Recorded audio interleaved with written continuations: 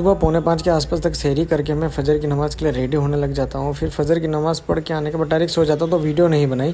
फिर मैं सुबह उठ के पढ़ने बैठ जाता हूँ 10 साढ़े 10 बजे के आसपास। फिर ज़ोहर का वक्त हो जाता है तो ज़ोहर की नमाज़ पढ़ने मस्जिद आता हूँ। उसके बाद असर तक मैं ये 5वां पारा कंप्लीट कर लेता हूँ। और असर में जब ये मस्जिद में कोई नहीं होता है, देख सकते हो इक्का दुक्का लोग बजे हैं मस्जिद में, तो मस्जिद के बाद मैं जाता हूँ सीधा खांची पीर नीचे और स्मूथ की बोतलें धो के लाता हूँ कि लस्सी उठा के लाता हूँ। खांची पीर का मौसम देख सकते हो कितना प्यारा हो रखा है, मस्त।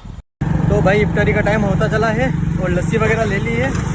फटाफट इफ्तारी करके मगरिब की नमाज़ पढ़ने जाएंगे, चलते हैं घर पे। सो हेलो एवरीवन, आज मैं आप सबको बताना चाहता हूँ कि रमज़ान के रोज़े रखने के कुछ फ़ायदे जो कि मैं मेरी तरफ से ही बता पाऊँगा एज अ मेडिकल एस्पेक्ट से, क्योंकि मैं एक रजिस्टर्ड नर्स हूँ, मैंने बीएससी नर्सिंग करी है।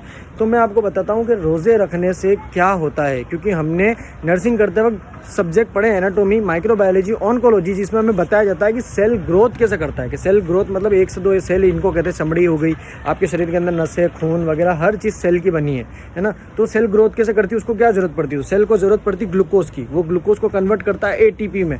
एटीपी होती है फुल फॉर्म एडेनोसिन ट्राइफॉस्फेट, जो कि मान लो सेल की बैटरी का काम करता है, ठीक है, उसको एनर्जी देता है।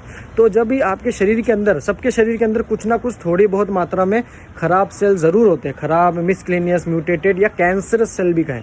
तो उन सेल को जब आप ग्लूकोज की सप्लाई को काट दोगे, ग्लूकोज मतलब चीनी, चीनी कहाँ से कटेगी, आप खाना पीना बंद कर रहे हो, लगभग 13-14 घंटे के लिए रोज़ा रखते हो ना। तो जब ये ग्लूकोज की सप्लाई बंद हो जाएगी तो ये सेल क्या करती है, इनको इनॉर्मस अमाउंट ऑफ ग्लूकोज की ज़रूरत पड़ती है जल्दी से बढ़ने के लिए, 1 से 2, 2 से 3, 2 से 4 ऐसे होने के लिए बहुत ज़्यादा अमाउंट में ग्लूकोज की ज़रूरत पड़ती है। जब इनको ये नहीं मिलता आपके खाने के थ्रू, तो ये क्या करती है, खुद ही खुद को खा के डिस्ट्रॉय हो जाती है। इसको सेल्फ डिस्ट्रक्शन भी कहते हैं। तो रोज़ा रखने के यही फ़ायदा है कि आपके अंदर से ख़राब सेल मर जाते हैं, बिकॉज आप खाना पीना नहीं खाते हो 13-14 घंटों के लिए।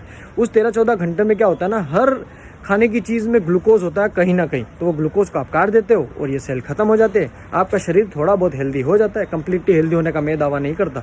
आपकी चमड़ी स्मूथ हो जाती है, एक्सेट्रा एक्सेट्रा, बहुत फ़ायदे हैं। तो रोज़ा रखें, अगर मुस्लिम ना हो तो आप फास्ट करें, कुछ भी नाम रख के आप करें ज़रूर।